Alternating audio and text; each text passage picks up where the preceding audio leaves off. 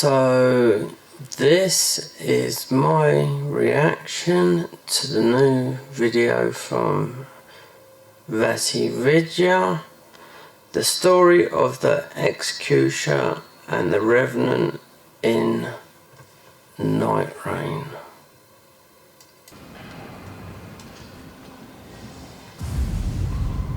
The doll came to life on a rain-swept night, with barely any idea of who they are, or were, and so the doll wandered, until eventually she lost sight of her purpose and was swallowed by the night.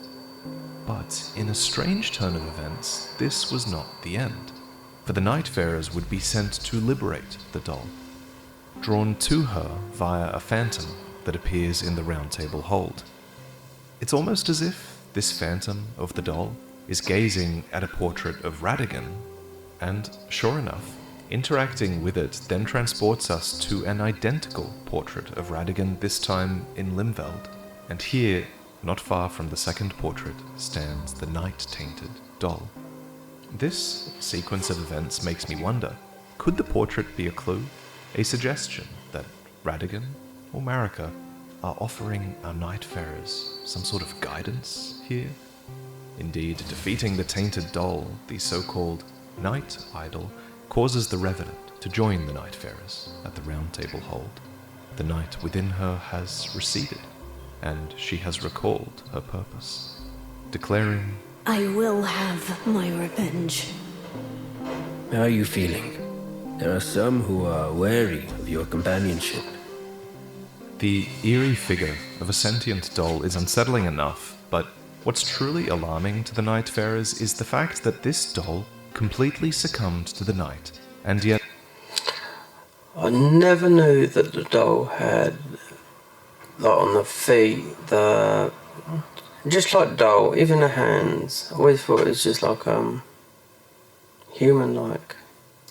somehow regained control afterwards. Okay. It's a miracle, but her initial acceptance of the night has not come without consequence. In version 1.0 of her remembrance, the Wilder spoke plainly, fearing the Revenant's changing form could become a danger to the Round Table, just as it was told there was something unusual happening to the doll's frame, which bore dark discolorations of resistance. The Revenant could sense that it was because she was now resisting the night she had once accepted. The sweetness she remembered from before was an ever-present temptation now. So, ever rational, the Guardian proposes the doll perform a task to earn the trust of her new allies, and as she fights, some of the fog surrounding her memory lifts. Her Chapter 2 remembrance reads, "I look in the mirror. I remember my name is Daphne, daughter of the prestigious House of Northerncroft, a family of master puppeteers. But then, upon the day of a fearsome storm, the night swallowed the entirety of the family estate." Basically, at this stage in her remembrance, the doll believes that she was the daughter of the house, Daphne. She remembers being murdered, only to rise again within the doll's frame. And it's certainly a reasonable conclusion for her to draw. She's struggling to piece together hazy memories of a single night, and among them, she vividly recalls this murdered girl. So, naturally, she assumes that she must be her. But the contamination is clouding things. It isn't so simple as she believes, and her dreams contain the first hint of that. Chapter 3 reads, "Though my form is that of a doll, yet do I dream. Upon the night of the storm, nothing stirs within the estate, except for me, now inhabiting the unfamiliar body of a doll, aimlessly prowling the grounds. Then something strokes my cheek." There's a touch of foreshadowing here, in her memory of having her face caressed, and also in her fondness for having her makeup done. How are you faring today, champion? Don't be afraid to come to me if you require any maintenance. As a kindred being, I take such matters very seriously. The menial offers a makeup kit to veil the night's scars upon her face, yet such concealment will avail her little. The real issue is that there's a truth hidden by the night, and the doll is afraid to face it. Your condition has worsened. There's only so much that can be hidden. We'll have to do something about that. Listen carefully. Your condition, the contamination, it's spreading. If it continues, you'll be swallowed by the night again. You must conquer this fear of the night. You might say the words, but deep down, you do not believe them. Go to see the witch. She should be able to help.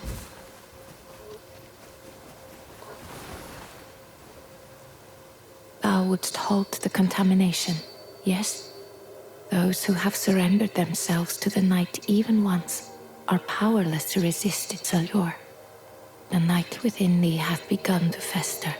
Whether or not it can be kept in check is entirely dependent upon thee. Please sit when thou art sure of mine. Close thine eyes. Find the thing of which thou art afeared. And so, the doll casts her mind back to the events of that fateful night. There's a gap in her memories, and the night has used this toehold to take root, granting her relief by festering over something that she would much rather forget.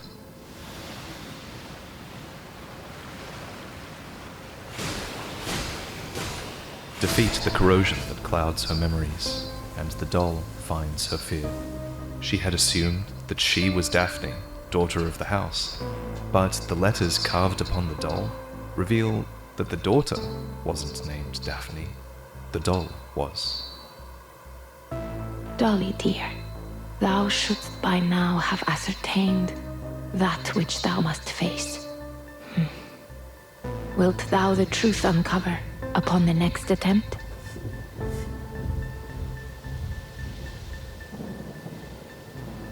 Past the portrait of Edgar Northerncroft is the room where the killing took place.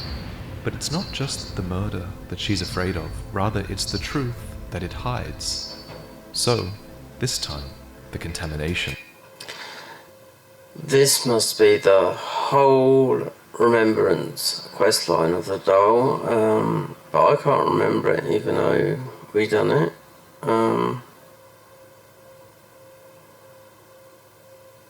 the DLC's due in literally next week sometime, the 4th. It takes the form of a revenant, a vengeful corpse, risen from the dead. In a way, it's her mirror. And with the darkness banished, the doll can finally recall what took place here, and what it suggests about her. I can't remember any of this. The broken window reveals the night's rain, pouring into the estate. We know the night affects everyone in different ways, some even positively, but more often than not, the night-tainted are driven to kill every living thing. Source, Albinaric dialogue. They're closest to. We see this situation mirrored in Wilder's Remembrances, where he dreams of the long night that drove his clansfolk to madness, turning his home into nothing more than a sea of gravestones. In other words, the dead were slain by their kin.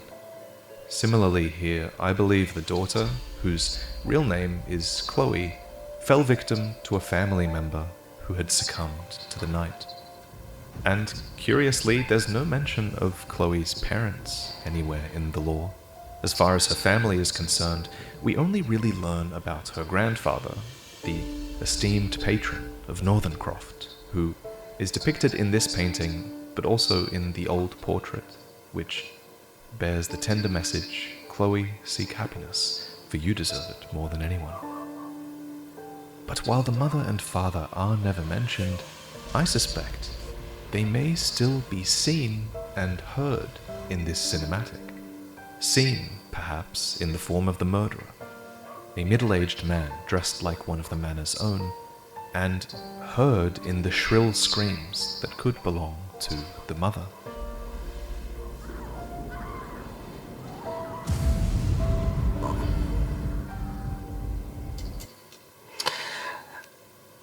all the remembrances are all nasty, and every single one of them are quite difficult to do. I platinumed this game with not even realising it by just doing every single remembrance. But remembering this, nope. I mean, it's been a hot minute. This woman is being murdered, Yeah, occupying the killer's attention as the daughter of Northerncroft hides. But fate has other ideas.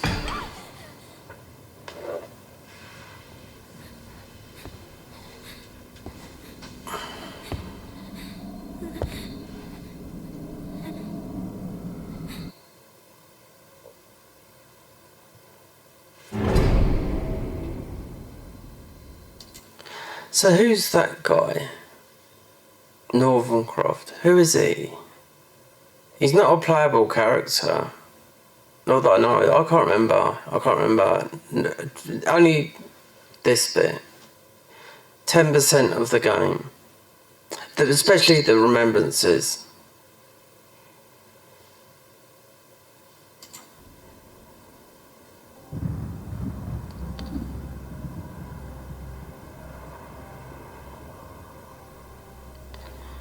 As the girl's life is taken. And I would suspect, as the title suggests, part 1, part 2, part 3, and the lore.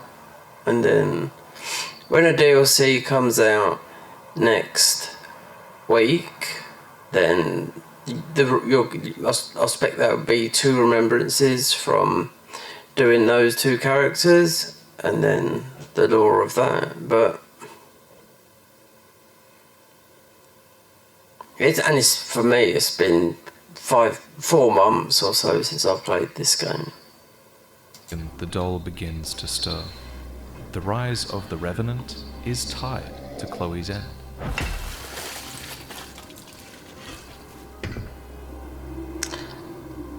It's quite brutal. On that night, the doll understood. The young girl wished to live, and with that understanding, the doll found her purpose. Vengeance. She had forgotten all of this, but in the end, these painful memories are fully restored. The Revenant's final remembrance reads, I grasp the portrait and face the mirror. The daughter of the house is no more. She will never caress my face again, no matter how I yearn. I never was a human. Yeah, because you can go.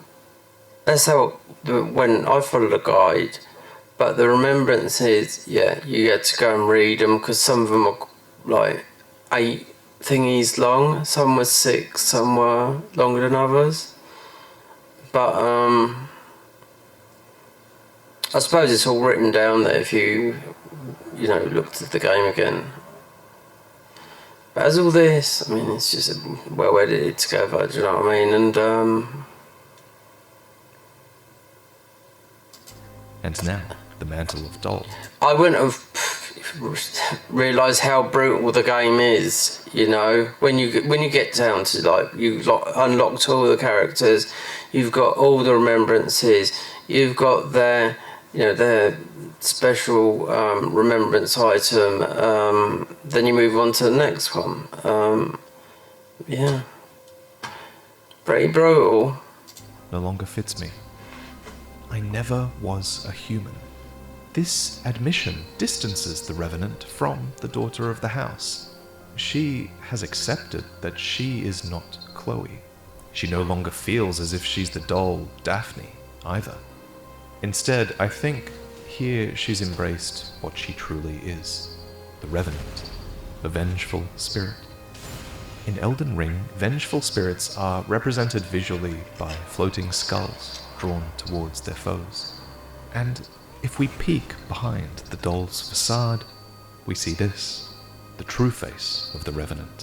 What I think is Chloe's vengeful spirit, which latched onto the beloved doll in the moment of her death, for one purpose, and one purpose only, to bury the Night Lord, who took away the happiness that the daughter deserved.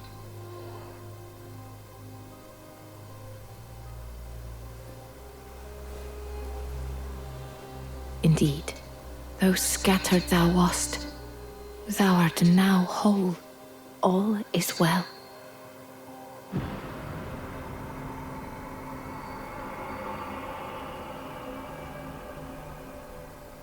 Let me show you one of the nicest displays we've ever made. Oh, here we go. The concept for this was a battle royale filled with 100 little references to the games you love. The art is whimsical and unique and came out great, but what really elevates it is the insanely luxurious finish it has. This print has literally every high-end technique they could muster, and it Hold shows on, wait there. the reason they went. You had. There we go. Let me solo her. But it's also a character in. I mean, it's also a summon in Elden Ring. You know, then obviously Bloodborne here, hat, done about a big body, sword cleaver. They could muster, and it shows. The reason they went all out with this is because this print has been nominated to be one of Displate's ultra limited editions. With Displate's most expensive printing techniques and only 700 copies available, you won't be able to get it for long. But if it's out of stock or not for you, which is totally understandable, then I would highly recommend you check out my other prints available during Displate's Black Friday sale. Let's have a look, because Displate, I've got one. There. Hold on. There. It's Mesmer. That's cardboard. Right? Displate, I'm not going to get into it, but yeah, they wronged me on that. So, without my knowledge,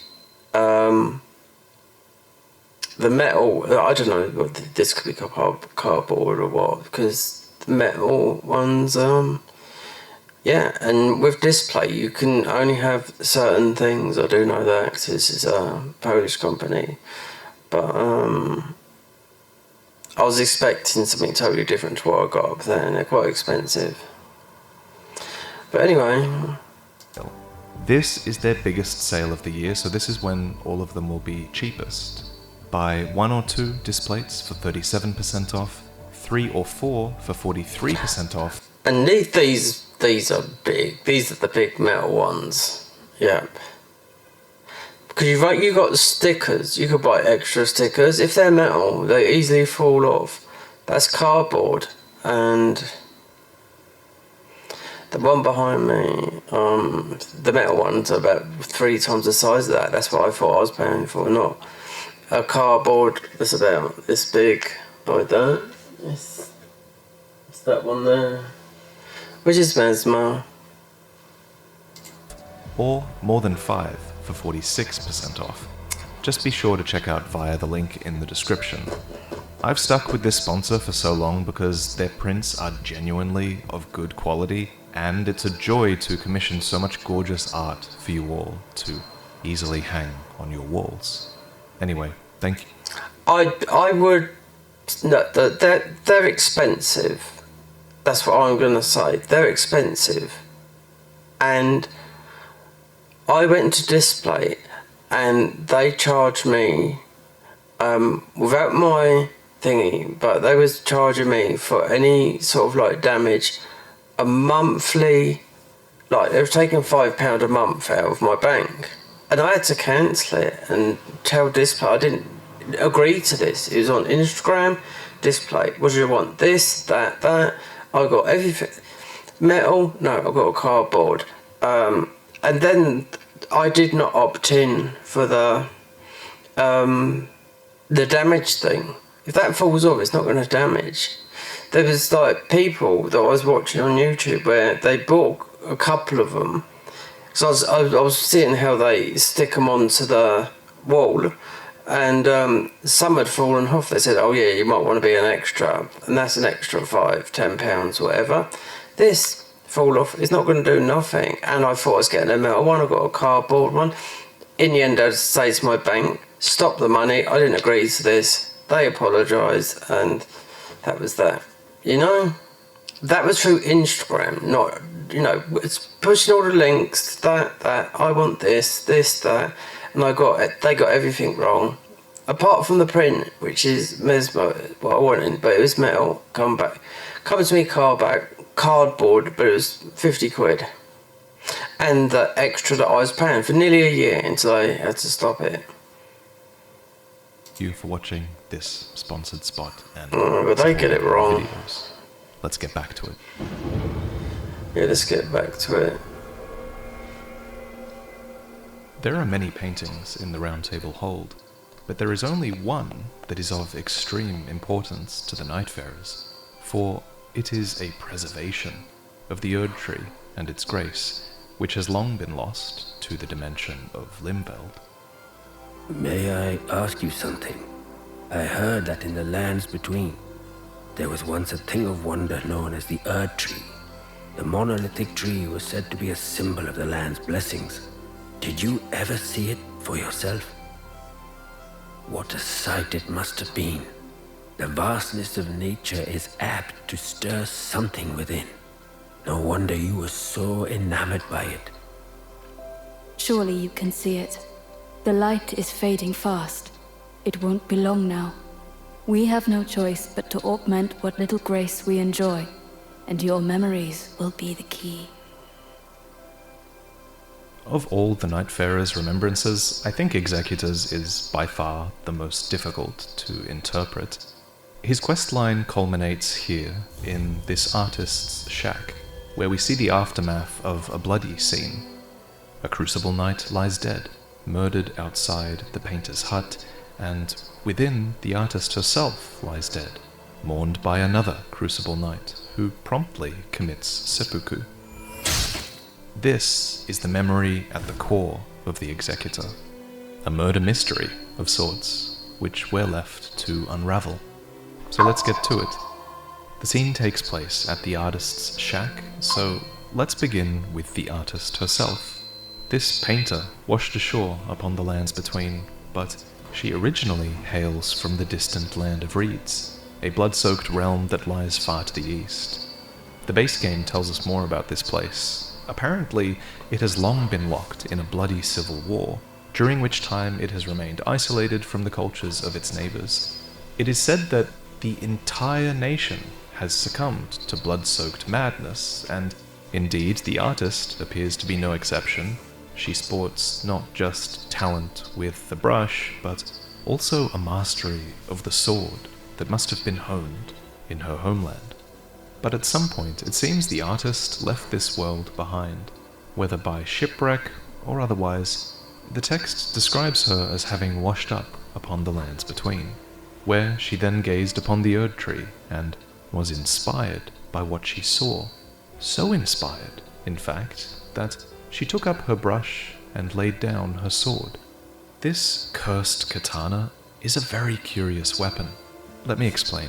So at the end of his story, the Executor has their memories restored. They recall the wound to their stomach, and it manifests there and then. Similarly, they recall the name of their cursed sword, Suncatcher, and something changes with it as well. The blade you wear upon your hip is not the same as it once was. Not in outward appearance, but in its very being. I wonder why I feel so strongly this must be true. Perhaps it is because I too reside in a frame inanimate. A frame inanimate. The menial seems to be suggesting that something resides inside the inanimate frame of this sword. Indeed, the artist herself personifies the sword, calling it an old friend and a silent witness. From Software have a long tradition of designing cursed katanas that bewitch and eat away at the life force of their wielder.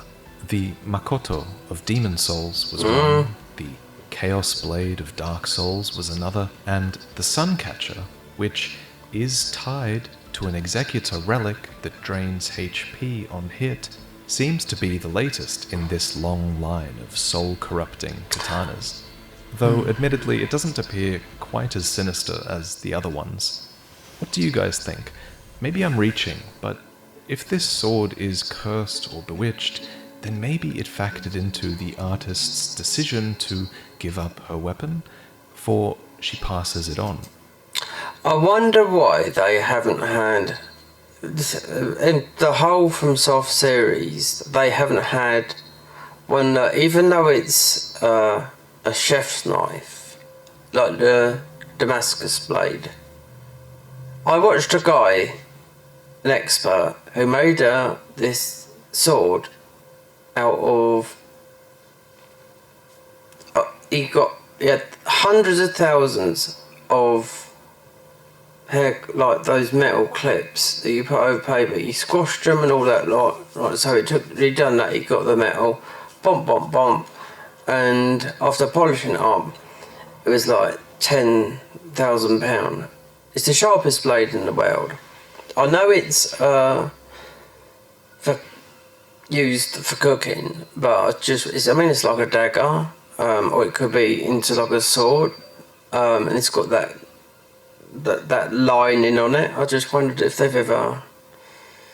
It's never in a game, considering you could put any type of weapon in there, couldn't you? But Damascus blade is. I've never seen it now. I mean, it is cooking, but it can be used for more than cooking. To the Crucible Knight, who would slay himself with it in the end. Let's discuss him next.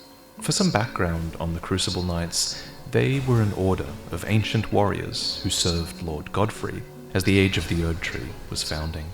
Able to call upon the primordial energies at the root of the Erd Tree, the Crucible Knights fought with horn, tail, and wing, a conglomerate of aspects once revered as divine evolutionary markers, but that were later disdained as chaotic signs of regression. In time, the Crucible Knights, too, were scorned, their sacred order left to wander and roam. According to the text, the Crucible Knight arrives at the hut as an executioner, intent on dispatching the artist. And that's all we're told. We're given absolutely no information on what crime it is that the artist has committed, but apparently it's enough for this elite knight to have been sent, presumably on behalf of the Erd Tree. In the absence of any real explanation for this, I propose that it might have been a crime for the artist to simply be here at all. This dangerous foreign samurai has made a home in the Altus Plateau, right by the Erd Tree capital, a transgression, perhaps, for one without any gold in their eyes. Yet, when the Crucible Knight arrives here to kill her, he hesitates. The artist is painting the Erd Tree. To interrupt such a thing seems wrong to him, clearly. After all, the Crucible Knights were those who drew their primordial strength from the Erd Tree and were among its earliest servants, so the knight stays his hand and resolves to wait, becoming the artist's guest until their Erd Tree is complete. But this presents a problem for the artist, for she knows that another executioner will be sent if the first fails to carry out his duty, and she knows that her painting won't be finished in time. Her solution is to grant the guest her old sword, which he accepts and even decides to wield in the battle to come. For another executioner does indeed arrive, a Crucible Knight just like the first, whose appearance breaks the stalemate at the painter's shack. What follows is the scene of the murders. The second executioner appears to have killed the painter, only to fall themselves to the guest, who is the only one left standing. He kneels over the artist, who seems to have crawled into the shack and, filled with regret, decides to commit seppuku, ending his life with the artist's own blade. It all seems like a simple enough story, but what complicates this scene is the existence of the executor. For the text makes it clear that the executor is the artist. The executor is the guest. The executor is even now the sword itself. How can this How many apps does it take to run your frontline team? Just this one. Connect Team is the only app you need to communicate with frontline teams. B. The prevailing theory amongst those I've discussed this with appears to be that the artist, the guest, and the sword merge together in the end, forging the crucible of beings that is the Executor, a samurai rising in the aftermath with their flesh partially fused with the misshapen armor of the Crucible Knight. Indeed, the Executor is described as being of 2 faces and 1 sword. Able to manifest an enormous primordial beast for a short while, the Executor appears to have a deeper connection with the Crucible than any other we've seen. And that makes sense considering the Executor is themselves a conglomeration of many beings, which is a very Crucible-esque concept. However, this mastery of the Crucible clearly did little to remedy their reputation in the eyes of the Erd Tree. They were deemed worthy of execution long ago, and their murder of a fellow Crucible Knight certainly can't have helped matters.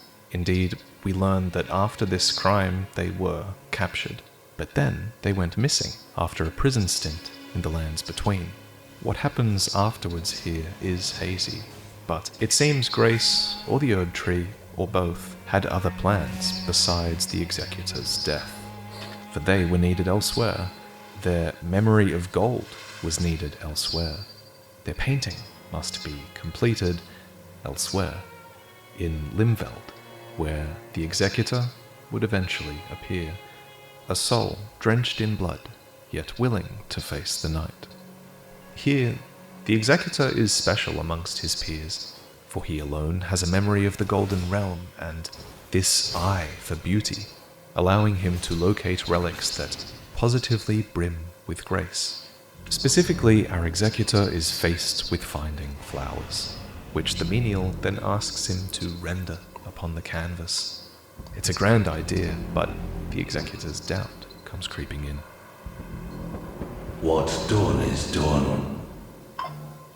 The Erd Tree is no more. What is lost can never return. This doubt, this disembodied voice, is yet another face of the Executor, except in this instance the speaker is the knight that has taken root within him. I'm certain of it because it's the same voice that belongs to the knight-tainted Executor who duels with him at the end, seeking to break down his will to fight. The voice rings true. The Erd Tree is no more, and grace does continue to wane at the center of the Round Table hold. It's like a cracked chalice, leaking as it's replenished. If the seeds would only sprout, it could be restored. But that will take time. Okay, that We've tried version all of the we game. can. Our original plan will have to do. Foolish and pitiful to cling to an impossible hope. Night Rain version There is a moment 1.0. where the priestess divines promise from her formless master, inviting the Executor to lend his blade to one impossible chance. I heard the voice. A golden seed has begun to sprout in a harsh land of frigid cold, where no one sets foot. It's calling to you. This might be selfish, but please, imagine if we're successful this time.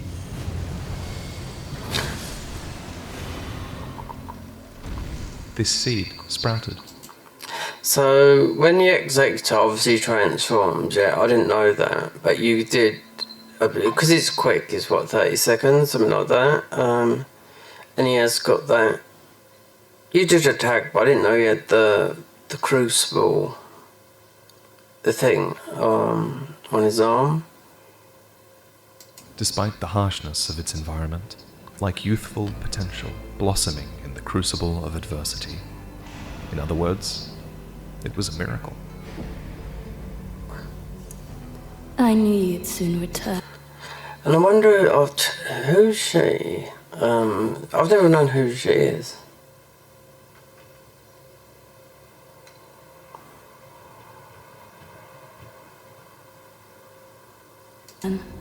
I can feel the warmth of its radiance. Please. This time, it has to work. When the golden sprout is offered, it stirs a memory, as though this surge of grace has swept away the night and restored the Executor's lost memories. Though, first, the knight within him would make a final stand, urging the Executor to accept the fate written in the night sky, to surrender and let it take control. Behold its majesty. It never fails to move me. Peer upon it from afar. Be satisfied with what you have. I will curtail the threat that awaits us, and let any who dare disturb such peace face my blade. It's during this duel that we're given this rare glimpse into just how persuasive the knight can be. Don't place yourself in harm's way. Clear your thoughts. Accept your fate. But the Executor's will is stronger. And yet still you surge. Foolish other self. Then I ask that you live without averting your gaze. In the end, the knight relents to the Executor's hope, as grace endures when reason says it should not. And before it fades, the knight charges the Executor with a duty to stay true to the Erd Tree, to never look away. It's an intriguing moment to think that with its final breath, the knight would invite the Executor to stay true to the very light it set out to extinguish. But it's fitting, for it mirrors the ending of Night Rain, where the knight itself chooses to walk away from Limveld, swayed by the power of grace and its nightfarers. The knight is not defeated, per se. Rather, it's almost as if it is persuaded, moved by grace. We've reclaimed the light of grace. We owe this to you. Thank you, truly. But what's this wound? From your memories. I vow, as priestess, that the Erd Tree will live again. It shall be as you remember. So please, do not lose sight of yourself.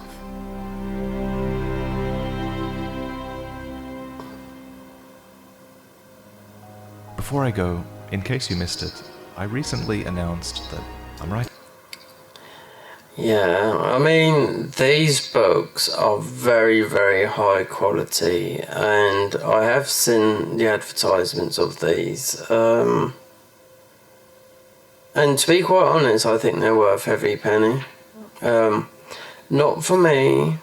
I'm not a book reader. I know there's a lot of people. I've read the comments with all of these, and they're fairly priced.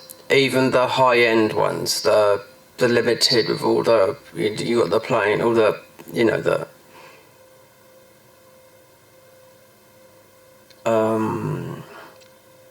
limited edition ones, yeah. A book on Elden Ring's lore. It's called Lorebound. It's not even ready yet. Essentially, it's my YouTube channel in physical form. So if you'd like to own my interpretation of Elden Ring's lore, check out the announcement videos and consider pre-ordering. Thank you, as always, for the support. I'm very privileged to have it. I'll see you next time. So, thank you, Mr. Vaati Vidya, for another video. I've been awake all night. Yeah, it's now 1 in the afternoon. I dozed off a little bit, but anyway, I see this video come up earlier. I thought I'd do a little reaction. Might have some trouble with the audio because it's all over the place at the moment, but stuff that I can't remember from Night Rain, all of that. Yeah, it's pretty bloody, and I do know that Well, apparently there's going to be, obviously the DLC comes out next week. Then the popularity of it, then apparently there's a second DLC next year. Would there be a third? I don't know. But the next, I think there's definitely another DLC. So there'll be two. Perhaps a third? I don't know. We'll see. Apparently said they've worked on this from soft more at the moment than they have on Duskbloods. But anyway,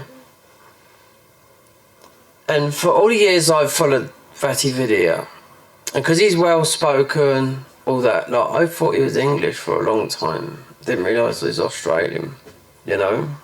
But anyway, that's my reaction to this video, and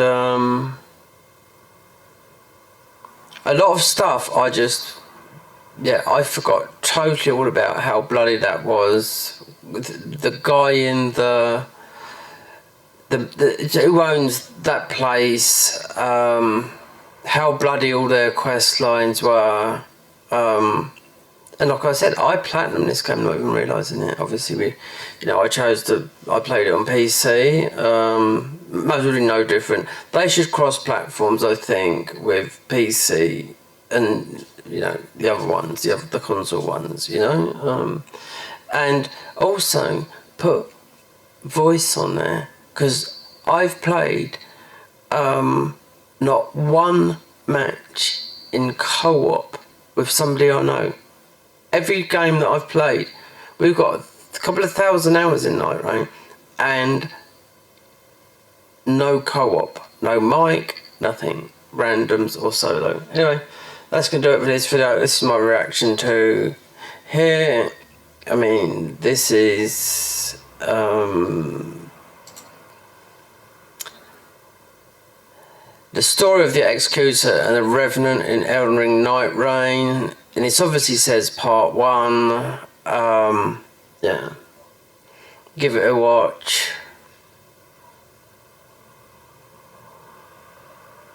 Yeah, these videos take a lot to put together. Anyway, that's gonna do it.